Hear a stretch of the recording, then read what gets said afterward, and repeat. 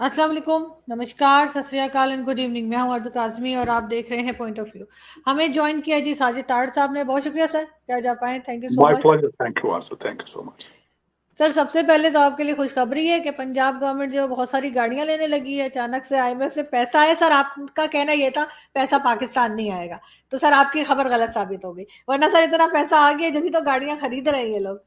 देखें, मैं हमेशा ये कहता था, और दूसरा वो भी गवर्नमेंट जो पंजाब गवर्नमेंट खरीद रही है, जो कि इंटरम गवर्नमेंट है, जिसका कोई मैंडेट ही मौजूद नहीं है। उन्होंने 3 अरब 20 करोड़ की गाड़ियां अपने असिस्टेंट कमिश्नर्स और सबको कहा है कि आप नई गाड़ियां खरीद लें। उसमें कई करोला गाड़ियां हैं, वीगो हैं। लेकिन ये वो मुल्क है जो दर बदर जलील हो रहा है पूरी दुनिया के अंदर पैसों की खातिर। ये वो कंट्री है। और दूसरा, मैंने आपको शायद पहले भी एक दफा मैंने कहा था कि फेडरल गवर्नमेंट जिसकी कोई रेट ऑफ गवर्नमेंट नहीं है, सिर्फ 15-20 मील के अंदर अंदर है, उनके पास 90,000 गाड़ी मौजूद है, जिसका पेट्रोल और जिसकी मुरम्मत जो है ये बीमार मुल्क कराता है। किस तरह कराता है ये लोगों को अब नहीं पता। लेकिन आज मैं ये जो आपने ये कहा कि पैसे आए हैं, ये तो उसमें से बिल्कुल आटे में नमक के बराबर पैसे हैं। 3 अरब रुपया क्या रुपया कुछ भी नहीं होता। बाकी पैसे तो सारे लंदन, और अभी तो जो है प्रॉपर्टियां खरीदी जाएंगी, बच्चों की शॉपिंग्स होंगी दुबई में और लंदन में।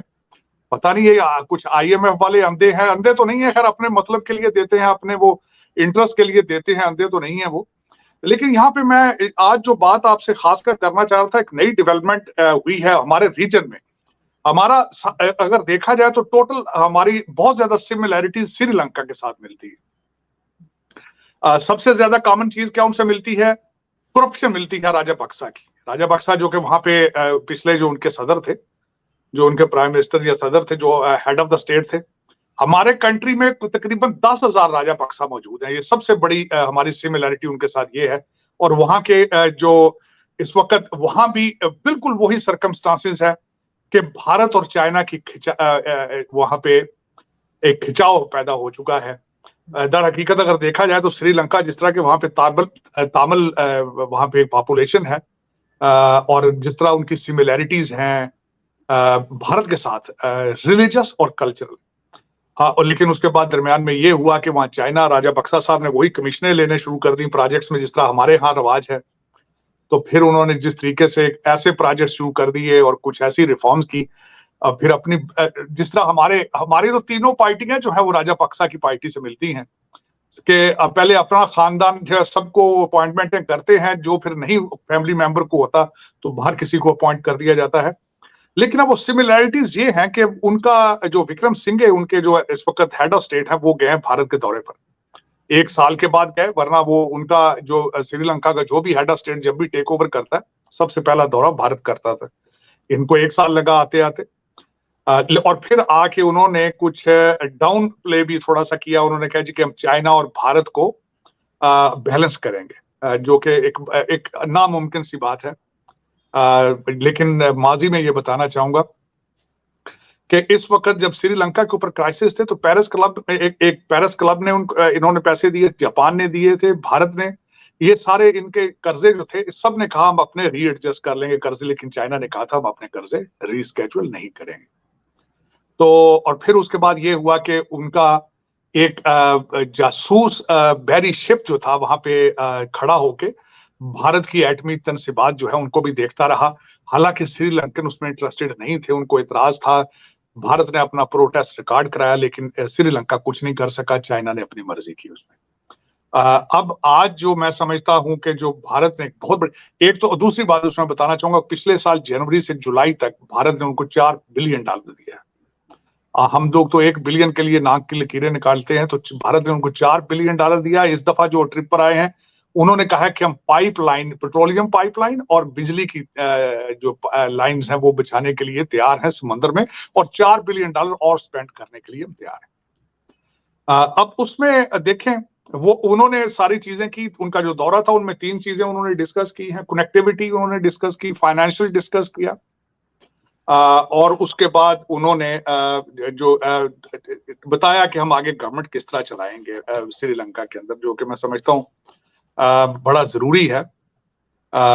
एनर्जी के बारे में भी डिस्कस सारी डिटेल से, जैसे पेट्रोलियम में आपको कह रहा था, यूपीए के बारे में भी उनका काफी अंडरस्टैंडिंग आपस में हुई है। ये उनका पहला दौरा था। तो इसमें अब देखें हमारे जो पाकिस्तानी राजापक्सास हैं, अब इनका क्या बनता है। जिस तरह मैंने बताया, जाते जाते आपकी इंटरम गवर्नमेंट जो है, कि जो आरजी गवर्नमेंट आई थी, उन्होंने जाते जाते तोहफा दिया है अफसरान को कि भाई हमारा ख्याल रखना, हमने बहुत ख्याल रखा आपका, ये देखें। लेकिन कोई पूछने वाला नहीं है। जिन कंट्रीज के अंदर अकाउंटेबिलिटी ना हो, जिन कंट्रीज के अंदर किसी को पता ही ना हो कि राइट हैंड लेफ्ट हैंड को ना पता हो कि राइट हैंड क्या कर रहा है, तो वहां यही होता है। फिर अफसोस के साथ मैं कहूंगा, अब दूसरा क्या हो रहा है, आपके यूक्रेन के फॉरेन मिनिस्टर यहाँ पे आए हैं, और आते ही इन्होंने कहा है जी कि हम ब्लैक सी के अंदर अपनी जो ग्रेन है, गंदम, उसको हम पाकिस्तान भेजेंगे। मैं यहाँ पे ये भी बताना चाहूंगा, आप एक एग्रीकल्चर कंट्री है, लेकिन आपने 1 मिलियन टन गंदम पिछले साल इंपोर्ट की है, और यूक्रेन से ही क्यों की है, ये भी बताना चाहता हूं। आप चाइना के साथ रिश्तेदारी है आपकी, टर्की आपके भाई हैं तुर्कश, यूक्रेन आपका रिश्तेदार है, लेकिन सब में एक चीज जो है वो कॉमन है, करप्शन। आप हमेशा उसी मुल्क के साथ डील करना पसंद करते हैं जो किकबैक्स देता हो, करप्शन में खुल के आपका साथ दे। आप सिर्फ उन्हीं से डील करते हैं, दूसरे ममालिक से आप डील करना पसंद ही नहीं करते। यूक्रेन जो है, लेकिन सर मैं ये भी, सॉरी आपकी बात काट रही हूँ, लेकिन मैं ये भी कहती चलूं कि हम गंदम या कोई भी चीज इसलिए भी इंपोर्ट कर रहे हैं क्योंकि जमीन नहीं है ना, हमने तो डीएचए बना दी और बाकी हमने मलिक रियाज को दे दिए। तो हर जगह जब हाउसिंग स्कीम्स बन जाएंगी या डीएचए बन जाएगा तो हम फसल कहाँ लगाएंगे। बिल्कुल, मैं ये बल्कि अफसोस के साथ कहूंगा, शाख के साथ ये कहूंगा कि एक हाई स्कूल ग्रेजुएट टाइकोन है प्रॉपर्टी का, इस वक्त पाकिस्तान उसकी जेब में है। हर पार्टी, हर अफसर उसकी जेब में है, अफसोस के साथ कहूंगा। मेरा मकसद अभी जो ये, मैं दुख के साथ ये कहूंगा कि जो केस इस वक्त चल रहा है 1.9 बिलियन पाउंड का, हर बंदा उसमें बात करता है लेकिन उसका नाम नहीं लेता, कहते हैं टाइकोन टाइकोन। ख्वाजा आसफ साहब ने भी असेंबली में कहा, लेकिन जुर्रत नहीं थी उनको, उन्होंने कहा था टाइकोन के पैसे आए, नाम नहीं ले सकते, पर जलते हैं इनके। इतने बुरे हालात हैं आपके कि एक प्रॉपर्टी डीलर है जो पाकिस्तान को ओन करता है, पाकिस्तान को। माफिया है सर, गुंडा है, पूरा माफिया है ये मलिक रियाज जो है, ये माफिया का कब्जा नाम ग्रुप है, कब्जा ग्रुप है टोटल, कई लोगों को मारता मरवाता सारा कुछ। लेकिन ये देखें ना, उसका स्टैंडर्ड देखें, और अपने पाकिस्तान का फ्यूचर फिर देखें ना आप। एक प्रॉपर्टी टाइकून भी मैं कहूँ गलत लफ्ज का, प्रॉपर्टी डीलर है वो तो। उसको देखें, उसका जो उसके क्वालिफिकेशन है आप देखें तो आप हैरान हो जाएंगे। और लेकिन he is above everything. Pakistan पूरे का पूरा उसकी जेब में है इसमें। बिल्कुल। अब आप मजबूर हो जाते हैं, आपके सियासतदान, एस्टेब्लिशमेंट, जुडिशरी उसके सामने जाते हैं तो कांपना शुरू हो जाते हैं, मजबूर हो जाते हैं, क्योंकि हर एक ने प्लाट लिया है वहां से, सहाफी है उसकी जेब में है, हर चीज उसकी जेब में है। मैं हैरान होता रहता हूँ ये आपके पाकिस्तान की। और हर वजीर आजम का वो मेरा मकसद है, कभी वो कैरेट के हीरो की अंगूठियां देता है, कभी कुछ देता है, कभी सारे रिटायर्ड जर्नल उसके पेरोल पर, सारे। बिल्कुल ऐसे मैं अगर देखूं तो मेरा ख्याल है कायदे आजम के बाद आपकी हिस्ट्री में दूसरा नाम उसी का आएगा। उसी आने वाले लोग यही कहेंगे कि एक प्रॉपर्टी डीलर ने पाकिस्तान को किस तरह खरीदा था और किस तरह उसने मैनिपुलेट किया, लूटा उसने किस तरीके से पाकिस्तान को। ये आपकी हिस्ट्री के अंदर एक बहुत बड़ा डार्क चैप्टर होगा, मैं समझता हूँ मलिक रियाज का। लेकिन ये कि देखें उसमें आरजू, जिस तरह मैंने आपको कहा था कि आपने पहले 10 साल में 1947 से 57 तक आपने 7 प्राइम मिनिस्टर चेंज किए, और उसके बाद आप एक डिफेंस स्टेट बन गए। आप उसके बाद आप रियल स्टेट में चले गए। अयूब खान साहब ने मेरे फौजी भाइयों को प्लाट और ये चीजें देनी शुरू की थी, फिर उसके बाद हम प्लाटों से निकले नहीं हैं, उसके बाद हम प्लाटों में रहे हैं। लेकिन ये कि अफसोस, मुझे इस वक्त अगर देखा जाए तो हमारे जो करंट आर्मी चीफ हैं उनसे बड़ी उम्मीदें मैं खुद लगा के बैठा हूँ। मैं खुद एक समझे तो जिस तरह एक पाकिस्तान के बारे पहले ख्वाब देखता रहा हूँ खान साहब के हवाले से। मुझे अभी याद अगर पूछने तो मैं अपने ऑफिस में, अमेरिका के अंदर ऑफिस में, मैं गाना लगा के, मुझे अभी याद है, मेरे जो सरदार पार्टनर है, मेरे जो भाई हैं जैसी सिंह, वो भी मजाक उड़ाते हैं आजकल मेरा। मैं ये बुलंद आवाज से गाना लगा के सुनता था कि बनेगा नया पाकिस्तान, जब आएगा इमरान, बनेगा नया पाकिस्तान। लेकिन यही है, आजकल मैं फिर उम्मीदें हैं। मैं बल्कि इनकरेज हो गया हूँ कि आर्मी चीफ साहब ने अगले दिन स्पीच दी है, उनकी बातें सुनकर फिर इनकरेज हुआ दूसरी दफा। अल्लाह ना करे कि मैं फिर दोबारा मेरा दिल टूटे, ना उम्मीद हूं। लेकिन स्पीड उनकी बहुत स्लो है। इस वक्त आपको एटलीस्ट 5,000 लोगों के नाम ECL पर होने चाहिए इस वक्त। और जिन लोगों को ये अगले दिन उन्होंने कानून एक थोड़ा सा कोई टूटा फूटा सा पेश करने की कोशिश की है कि 17 से 22 ग्रेड के अफसरान जो हैं वो फॉरेन सिटीजनशिप या अपनी जायदादें बाहर नहीं रख सकते, लेकिन ये बिल्कुल एक स्लैब, हाथ के ऊपर स्लैब है। ये थोड़ा सा इस पे आपको रफ होना पड़ेगा।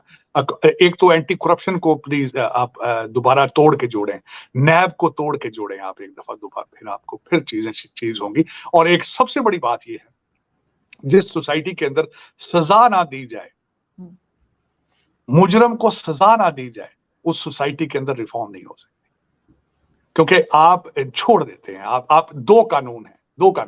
खतीजा शाह को जिस दिन छोड़ेंगे फिर दूसरे बच्चों को क्या करेंगे आप?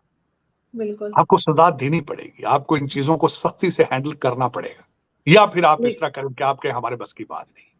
लेकिन सर इन्होंने एक बार फिर इन्होंने बिजली के बिल बढ़ा दिए हैं। और वो जो मैंने आपको एक पोस्ट भेजी थी, आई डोंट नो आपने देखी है कि नहीं, क्योंकि मेरे और आपके दादा ने रेडियो फ्री में सुना है, तो रेडियो की फीस भी अब हमसे ली जाएगी सर टीवी के साथ। देखें, ये तो यही अफसोस है, यही मुझे अफसोस है IMF के ऊपर कि खुदारा यार तुम लोगों का खून चूसते हो। जो 87 इस वक्त कैबिनेट मेंबर हैं उनको क्यों नहीं देखते? ये कंडीशन तुम्हारे IMF के लोन में क्यों नहीं थी कि तुम्हारी कैबिनेट का साइज 15 होना चाहिए? अमेरिका एक बहुत बड़ा कंट्री है, यहां पे तो इतनी कैबिनेट बड़ी नहीं।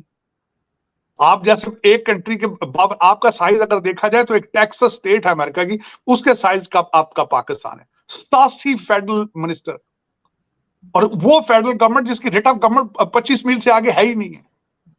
मैं दुख है कि IMF ने वो कंडीशन नहीं रखी उसमें। IMF ने ये इतराज नहीं किया कि ये पंजाब गवर्नमेंट जो है 3 अरब रुपए की नई गाड़ियां क्यों लेके दे रहा है अफसरान को, लेकिन कौम का, अवाम का खून चूसने के लिए IMF भी तैयार बैठा है, कहता है ये करो वो करो ये करो, अवाम का खून चूसो। सर रेडियो तो लोगों ने सुना ही नहीं, कभी देखा नहीं मैंने किसी को कि कोई रेडियो सुन रहा है, उसकी फीस भी ले रहे हैं। लेकिन बस क्या किया जाए इसमें। आरजू आपको पता है ये कर रहे हैं बिजली, बलोचिस्तान का आधा सूबा तो बिजली का बिल देते ही नहीं है। और कई ऐसे प्रोजेक्ट हैं जो चाइना ने, यहाँ पे चाइना को सबसे बड़ा एतराज यही था CPEC के हवाले के सामने, जब इलेक्ट्रिसिटी प्रोड्यूसिंग प्लांट्स यहाँ पे लगाए हैं, लोग बिल नहीं देते, उसका क्या करें? उस साइड में, रिकवरी वाली साइड पे जाते नहीं। लेकिन ये कि इस्लामाबाद एयरपोर्ट भी तो सर आउटसोर्स कर रहे हैं, कह रहे हैं आहिस्ता आहिस्ता बाकी एयरपोर्ट भी दे देंगे। नहीं, सारे का सारा बिकेगा पाकिस्तान, बनेगा नया पाकिस्तान, बिकेगा पाकिस्तान। ये सारे का सारा बेचेंगे भाई, जो लेना चाहे ले लेना। लूट सेल लगी है भाई, एक सूबा लो 2 फ्री दे देंगे। ये तो उस तरह चल रहा है काम। अब चलेगा, आगे देखें क्या होता क्या है आपके साथ, आगे देखें। अभी तो शुरुआत है ना। ये आपको ये वैसे जाती पर्सनली आपको बताऊं, आपको IMF के लोन की जरूरत नहीं थी, लेकिन वो इसलिए आपने लिया है कि सऊदी अरेबिया और दूसरे मुल्कों से आप पैसे लेके तो आप भाग सकें। आपके कई लोग जो है 1 वे टिकट लेकर बैठे हैं इस वक्त, उड़ जाएंगे, फौरन भाग जाएंगे। लंदन से आए थे, लंदन वापस चले जाएंगे। वो तो छोटे छोटे टैची केस लेकर आए हैं, हैंड बैग्स में आए, कैरी ऑन में आए थे। वो तो 7 सूट केस भी नहीं लेकर आए, वो तो कैरी ऑन से आए थे। TT लगाएंगे तो वापस अपने घर में। तो वो बल्कि हो सकता है टीटियां पहुंच भी गई हो इस वक्त। लेकिन सारा पता है आरजू, ये जो हम बातें कर रहे हैं नई नहीं है, आपकी हर एजेंसी को पता है, आपके सारे इस्लामाबाद को पता है कि लूट किधर पड़ रही, क्या हो रहा है क्या नहीं हो रहा। हाँ, लेकिन ये है कि रोकने का कोई इरादा नहीं किसी का। ये बात है। मेरे जैसे बंदे को दुख ये है कि अकाउंटेबिलिटी करने का कोई प्रोग्राम नजर नहीं आ रहा। हमारे नए आर्मी चीफ साहब भी अकाउंटेबिलिटी में इतना इंटरेस्टेड नहीं है, पता नहीं क्या बात है। मैं अफसोस के साथ कहता हूं, हालांकि उनके इरादे हैं पाकिस्तान में रिफॉर्म करने की, चीजें तब्दील करने के, लेकिन अकाउंटेबिलिटी की तरफ तवज्जो उनकी भी नहीं है। अफसोस से मैं कहूंगा, अफसोस। और अकाउंटेबिलिटी के बगैर कुछ भी नहीं होगा। देखिए, डेड बॉडी की पहले जो एक जख्मी जिस्म होता है उसकी ब्लीडिंग रोकते हैं, इलाज फिर होता है। तो ब्लीडिंग रोकने के बगैर आप उसको पेन किलर देना शुरू कर दें, क्या फायदा? वो पेन किलर देना शुरू होता है। सर उसके लिए तो सबसे पहले उन्हें अपने जो अपना इदारा है उसमें लोगों की पकड़ धकड़ करनी चाहिए। उनके इदारे तो बाद में आती है। आरजू, उनके इदारे में सबसे ज्यादा मैं समझता हूं जो ज्यादती की है, इमरान प्रोजेक्ट लॉन्च किया है, जिन्होंने ये प्रोग्राम लॉन्च कर किया था और पाकिस्तान के अरबों रुपए खर्च किए उस पर, और अरबों का नुकसान हुआ। सबसे पहले तो अकाउंटेबिलिटी वहां से शुरू होनी चाहिए, वहां से शुरू होनी चाहिए कि भाई तुमने कौम के साथ ये क्या किया है। इस बंदे को लाए हो, जो कहते थे 200 बंदे इसके साथ हैं जो पाकिस्तान की तकदीर बदल देंगे, और उसके बाद क्या हुआ है? कल आप नई बात जो फैसल वाडा साहब ने कही है, उन्होंने कहा पंजाब सबसे बड़ा सूबा है 11 करोड़ लोगों का, और उसका जो चीफ मिनिस्टर था वो पांव में बैठता था। खान साहब जब बैठते थे साथ, उनकी मिसेज बैठती थी, जहाज में तो पाँव में बैठता था। फिर ये कहते हैं कि इस गुलामी से मौत अच्छी है।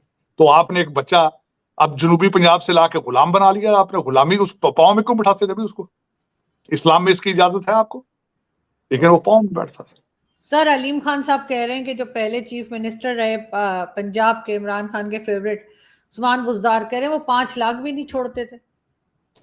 भाई मैंने एक दफा गया पंजाब में, तो उन्होंने कहा कि यहाँ पे पूरा जनूबी पंजाब में से पूरे का पूरा बुजदार ट्राइब जो यहाँ पे आ चुका है, 5-5 हजार ले रहे हैं बुजदार फैमिली के लोग, जो दूर दूर के रिश्तेदार काम करा रहे हैं। मैं ये खुद अपनी आंखों से सुन के आया था कि पूरा बुजदार ट्राइब आ चुका है लाहौर में, और वो कोई पैसा नहीं छोड़ते, वो लेते हैं और काम कराते हैं। लेकिन चले, आप वो कहते हैं अलीम खान साहब ने व्हाट्सएप मैसेज सेव किए मैं अपने, जो उन्होंने खान साहब को भेजे थे उस्मान बुजदार की करप्शन के हवाले से, और खान साहब ने उस पर तवज्जो नहीं दी। ये कौन सा इस्लाम है भाई? ये कौन सा अमर बिन मारूफ है?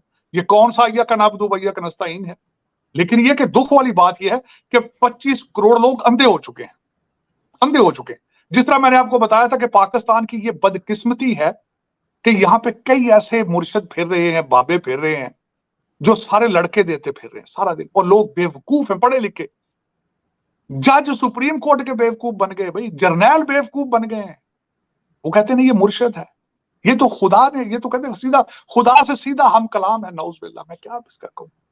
ये तो आरजू बदकिस्मती आपके मुल्क की है कि आपको कोई लीडर ही नहीं मिल रहा। पता नहीं क्या बात है, आपको कोई लोकल लीडर नहीं मिल रहा बिल्कुल। को पाकिस्तान का पैदा हुआ, वो जिसके बच्चे यहाँ पे हों, जो यहाँ बाहर गया ना हो, जिसकी ख्वाहिश ना हो बाहर जाने की। पता नहीं आपको कोई ऐसा 25 करोड़ लोगों में से ऐसा इंसान ही नहीं मिल रहा अभी तक। ये ट्रेजेडी है आपकी, बदकिस्मती है। यहाँ पे सर उससे आगे नहीं आने दिया जा रहा। लेकिन सर साथ साथ पहले इमरान खान ने जो है वो फीमेल जज के बारे में जो कुछ कहा था, उन्होंने अदालत में जाके माफी मांगी। अब साइफर जो वो हिला रहे थे खड़े होकर अपने जलसे में, उस पर भी सुना कि शायद माफी मांगने वाले हैं। हाँ माफी मांग ले, मुल्क तबाह हो चुका है, माफी मांग ले, क्या फर्क पड़ता है? माफी तो उन्होंने मांग ली, अमेरिका से जो माफी मांग ली उन्होंने, वो साइफर निकाला, और किस तरीके से कदमों में गिरे अमेरिका के जाके। फिर उन्होंने किस तरह यू टर्न लिया। उन्होंने कहा नहीं जी, बाजवा साहब ने जाके कहा था अमेरिका को ये बंदा ठीक नहीं है। फिर साजिश पहले यहां हुई, यहां से अमेरिका गई, अमेरिका से फिर वो साजिश वापस आई। लेकिन लोग देखें, वो जो कहता है वो लोग मानते हैं। बात तो ये है, वो दिन को खड़ा होकर रात कह दे तो वो कहते हैं रात है। उसके गेट को जाके चूमते फिर रहे हैं, कहते हैं ये मुर्शिद है, जिंदा पीर है, ये मनो सलवा अंदर उतर रहा है। कितनी बेवकूफ कौम है यार, मैं हैरान हूं। 21वीं सदी में कहते हैं तो मोइज़े कर रहा है, कहते इमरान नहीं तो कुछ भी नहीं, इमरान नहीं तो पाकिस्तान नहीं। कैसे ये लोग हैं? सर उनके साथी तो उनके खिलाफ बात कर रहे हैं। परवेज खटक भी जो है वो भी एकदम वो कर गए, उन्होंने अलग पार्टी बनाने का ऐलान कर दिया। नहीं देखें वो लेकिन देखें ना, वो दूसरे आजम खान साहब के हवाले से उन्होंने क्या बात की। खान साहब ने कहा जी वो तो बहुत शरीफ आदमी है, मेरे मुंह पे आके बात करेगा फिर मैं मानूंगा। वाह वाह, ये 21वीं सदी में देखें किस तरह का सिस्टम कि मुंह पर आए कि मेरे बात करे, आपसे आपके कान में बात करे, कहे खान साहब लिख कर दे, खान साहब ये। लेकिन उसमें एक और मैं बात यहाँ बताना चाहूंगा, 164 के हवाले से जो आजम खान ने बयान दिया है, उस 164 के हवाले से बात बताऊंगा। डार साहब ने भी 164 का बयान रिकॉर्ड कराया था नवाज शरीफ की करप्शन के खिलाफ, मनी लॉन्ड्रिंग के खिलाफ। लेकिन ये कि ये डिपेंड करता है ना कि अदालत किस मूड में है, अदालत किस प्रेशर में है, अदालत क्या करना चाहती है, अदालत पाकिस्तानी है या अमेरिकन है, अदालत पाकिस्तानी है कि ब्रिटिश है, कौन सी अदालतें? आपकी अदालतों के अंदर सारे जो बैठे वो तो गोरा लोग हैं, एचईएसएम से पढ़ते हैं, बाकी सारी तालीम बाहर से लेते हो, तो गोरा साहब है वो पाकिस्तानी थोड़ी है। बच्चे सबके बाहर बैठे। मैंने बताया मैं टोरंटो जाता हूं, वहां देखता हूं इनके सारे मोहल्लात देखता हूं, इन जजों के और एस्टेब्लिशमेंट के, और करप्ट आपके जो ब्यूरोक्रेट है उनको देखता हूँ। 20-20 ग्रेड के जो करप्ट अफसर हैं, उनके यहाँ 20-20 मिलियन डॉलर के मोहल्लात हैं टोरंटो के अंदर। मिसिसागा है, ऑक्सविल है, भरा पड़ा है सारा। और पता है आपकी एजेंसियों को सब पता है भाई, जहाज उड़ते हैं थैले लेकर, वहां पे डॉलरों के बोरियां लेकर उड़ती हैं। अब जहाज उड़ सकता है किसी एजेंसी की मर्जी के बगैर, प्राइवेट चाहे प्राइवेट हो, क्लियरेंस तो होती है। इन्वॉल्व है ना सर एजेंसी वालों के भी, तो कनाडा में और अमेरिका में, दुबई में, सब जगह पे घर है। लेकिन आरजू है तो पाकिस्तानी ना, है तो पाकिस्तानी। मैं ये कहता हूं कि ये जितने लोगों की हम बातें कर रहे हैं सब पाकिस्तानी है ना। कहने को शर्म नहीं इनको आती कि मादरे मिल्लत के साथ हम क्या कर रहे हैं, और आज से नहीं 76 साल से कर रहे हैं, और अब ये सर्वाइव कर पाएगी ये सर्वाइव कौन सा कर रही है? कर पाइए? आपको आप क्वालिफाई नहीं करते एज अ स्टेट। उसकी वजह ये है कि स्टेट को जब डिफाइन करते हैं उसकी रेट ऑफ गवर्नमेंट बड़ी इंपॉर्टेंट होती है। बॉर्डर उसके सेफ होना, आइडेंटिफाई करें बॉर्डर है आपके। 2 सूबों में तो मुसलसल जंग चल रही होती है। आपके अफगानिस्तान के साथ आपके हमेशा जंग चल रही है, ऑलमोस्ट हालत जंग में है। पिछले साल 264 अटैक थे आपके टेररिज्म के, क्योंकि ये स्टेट चल रही है। आपकी मुसलसल बलोचिस्तान के अंदर आपकी मुसलसल जंग चल रही होती है, तो ये स्टेट चल रही है आपकी। 4 सूबों की 4 गवर्नमेंट है मुख्तलिफ, ये आपकी स्टेट चल रही है। फेडरल गवर्नमेंट की रेट ही नहीं है इस्लामाबाद के दायरे से बाहर। ये कौन सी आपकी गवर्नमेंट चल रही है? कर्जों पे कर्जा, कर्जों पे कर्जा, और आप तालियां बजाते फिर रहे हैं, सेलिब्रेट करते हैं कर्जा मिले। आपका कर्जा रोल आउट हो तो आप सेलिब्रेट करते हैं। आपको कर्जा मिलता जाता है, आप 3 अरब की गाड़ियां अपने अफसरों को ले देते हैं। कोई ना शर्म है ना कोई हया है। अब देखें इसमें, अब इसमें कोई दुनिया क्या आपको करे या लोग क्या करें आपके साथ। सर पाकिस्तान में कराची में एक जर्नलिस्ट हुआ करते थे, आदर्श कावस जी। आई डोंट नो आपने पढ़ा है उनको या नहीं, डॉन में लिखा करते थे। कोई 15 साल पहले की बात है, मैं उनसे मिली थी, तो वो कह रहे थे कि ये 20 से 25 साल में ये फेल्ड स्टेट में चला जाएगा, पाकिस्तान को उन्होंने कहा था। और आज मुझे लगता है कि वही वक्त आ गया। हम ना माने तो और बात है, लेकिन आपको नहीं लगता कि ये फेल्ड स्टेट होता जा रहा है? फेल होता जा रहा है। मैं क्या, तो हो मुझे चुका है। हो चुका है, ऑफ कोर्स। मुझे कई दफा, मैं जब बात करता हूं आपके कई बड़े आपके जो लोग अथॉरिटी वाले पाकिस्तान, तो वो तंग आ गए जब मुझसे बात नहीं कर पाते किसी आर्गूमेंट पे। तो बात कहते हैं, ताड़ साहब कहते हैं साहिल साहब छोड़े, कुछ पाकिस्तान को कुछ नहीं होगा। मैं कहता हूं क्या होना है? सोमालिया को कुछ हुआ है? कांगो को कुछ हुआ है? कुछ नहीं होता। इस दौर 21वीं सदी में मुल्क रहते हैं वहां, लेकिन वहां पे वॉर लॉर्ड जिस तरह ना हर 100 मील के फासले पे अलग अपना डंडा लगा के टैक्स लेना शुरू कर देते हैं। जिस तरह आपके 4 सूबे हैं, उसके 4 मुख्तलिफ पार्टियां उसको 4 मुख्तलिफ किस्म के, यही कहना वॉर लॉर्ड ही समझ लें उनको। वो अपने टैक्स ले रहे हैं, एंजॉय कर रहे हैं। सिंध को पेस पार्टी ने कब्जा कर लिया है। आपके सूबा सरहद के अंदर वो आपके मौलाना फजलुर रहमान साहब का कब्जा है। या पंजाब के अंदर आपकी नून लीग की और पीटीआई की लड़ाई हो रही है, उधर बाप पार्टी सारे मिलकर कर रही है। वॉर लॉर्ड ही है, और क्या है? इसको आप ये कहेंगे आपकी डेवलपमेंट हो रही है वहां पे? लोग बेजार हैं, बच्चे डूब रहे हैं आपके, जाके कश्तियों पे मर रहे हैं, पैदल भाग भाग के जा रहे हैं नई जनरेशन आपकी, और किसी को शर्मो लिहाज ही नहीं है। मैं ये इसको कहते हैं अगर कि ये फेल नहीं हुआ हो चुका तो ये क्या है फिर? ये मेरी और अपनी अदालतों के हालात देख लें आप। आपके जो जजेस हैं, मैं देखता हूं कई दफा प्रोसीडिंग सुनता हूं, वो मुजरमों की सफाइयां पेश कर रहे हैं। वो as a defence attorney they behave like it. Mercedes गाड़ियों में बुलाना, उनको रेस्ट हाउसों में भेजना, उनको आने वाले जराइम में जमानतें दे देना कि हो सकता है ये बंदा अगले हफ्ते कत्ल करे, उसकी भी जमानत ले जाओ। ये इस तरह की अदालतें हैं आपकी। सर तो ये आप तो ये कहते हैं हमें एटम बम बचा लेगा, हमें सर हमें एटम बम बचा लेगा क्या? एटम बम के ऊपर खाना पकाना, पहले आप देखें, शायद हो सकता है बिजली तो खत्म हो रही है, एटम बम से खाना पकाने की कोशिश करें, रोटियां पक जाती हैं उस पर तो अच्छी बात है, कोशिश करें आप। एटम बम, मुझे तो नहीं उम्मीद आपके पास कोई एटम बम है। मुझे लग रहा है चाइना ने आपको वैसे ही कोई लीज पे कोई पटाखा दिया था, वो चला गया वापस। आप you don't behave like it, Pakistan don't behave like you are atomic power. I don't expect. और ये है भी, ये तो कहां रखा है आपके पास उसकी हिफाजत करने की सलाहियत ही नहीं है। आपके कोर कमांडर लाहौर के अंदर घुस के वो बच्चों ने जाके जो वहां जलालत की है, वो वही कोर, इसी तरह का कोर कमांडर होगा ना कोई इंचार्ज आपके एटम पंप की हिफाजत का भी। वो तो भाग गया था सर पिछली दीवार कूद के।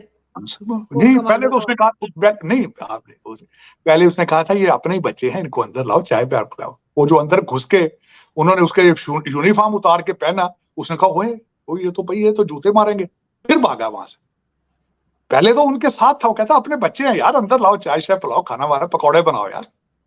पहले तो ये ड्रामा हुआ। और ये वो कोर कमांडर है जो इंडिया के साथ बॉर्डर लाहौर के ऊपर उसका कोर का इंचार्ज, और फिर हम उसके ऊपर हम इंडिया को आंखें दिखा रहे होते हैं और हमने गजवा हिंद भी करना है। कर चुके आप गजवा, उसी ने किया ना गजवान, जिसका यूनिफॉर्म पहन के वो जो लौंडा लपाड़ा जो भागा वहां पे, उसने फिर कहा मुबारक मुबारक इनकलाब इनकलाब। और वो न्याजी साहब कहते हैं जी, न्याजी साहब कहते हैं ये सारे एजेंसियों के लोग, भाई तुम्हारा भांजा पतलून लेके खड़ा हुआ था भाई कोर कमांडर की, खतीजा शाह अंदर से वीडियो बनाती रही है, बाहर डॉक्टर बैठी हुई थी गाड़ी में, तुम कहते हो एजेंसियों के लोग थे। लेकिन जो वो जो कहता है बिकता है, चूरन जो बेचता है कौम ले रही खरीद रही है उसको। बदनसीबी पाकिस्तान की। मैं अगले दिन भी मैंने ट्वीट भी किया, मैंने कहा इस पाकिस्तानी मैकियावेली का हल सिर्फ यही है कि इसको 6 महीने के लिए गवर्नमेंट दे दें, ये 3 महीनों में उड़ा के रख देगा। ये नई गोगियां ढूंढ लेगा, नए उस्मान बुजदार ले आएगा और अमलियात शुरू कर देगा, टूनों के ऊपर चलाएगा। ये बकरों पे, मुर्गों पे ये पहले भी चलता रहा मुल्क, ये बिल्कुल पहले ऐसे भी सर, फूकों पे चलता रहा है सर, फूकों पे हमारे। बिल्कुल ऐसा ही है। बहुत शुक्रिया सर कि आपने आज ज्वाइन किया। Thank you sir, thank you sir.